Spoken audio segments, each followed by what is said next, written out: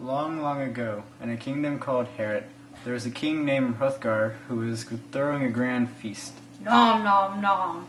The loud music awoke the monster Grendel, Brah. son of Cain. Grendel went to the palace and waited for everyone to fall asleep. Then he attacked. Rawr. The survivors wept, fearing the beginning might not be the end. The word of this horrific event traveled across land and sea, to the land of the Geats, where the fierce warrior Beowulf lived. On word of this terrible beast, Beowulf gathered his men and boarded a boat headed towards Herod. When they arrived, they were welcomed by a servant by the name of Wulfgar, who escorted them to the mead hall, where the king was. King Hrothgar explains to Beowulf the details about the attacks and how grateful he is for his help. I'm so grateful. The Danes throw Beowulf and his men a huge feast. Let's party! Unfeth, one of the Dane warriors, banters Beowulf about how he will lose this battle, because he heard he failed at his last big challenge. You loser. See, what happened was, I actually won. I was swimming with the sword, and all of a sudden, I was attacked by monsters. Rawr. But I killed them all, laying waste to their bodies. Finally, after days of swimming, I found finished soil. If you think you're so good, why haven't you defeated Grendel yet? Queen Wealhtheow saluted the Geats' great prince, I salute you, Beowulf. and thanked God for answering her prayers. Thank God Almighty for you, Beowulf.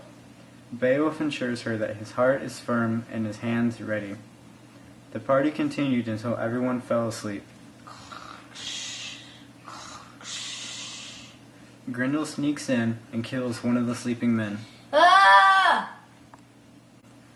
Then he goes after Beowulf, but he awakens and they fight. Grendel clawing and Beowulf stabbing. Beowulf rips off Grendel's arm. Grendel escapes screaming in pain. Ah!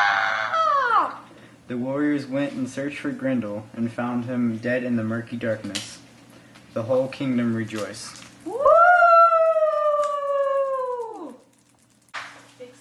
Grendel's monstrous mother, in grief for her son, attacks Herod, Ah!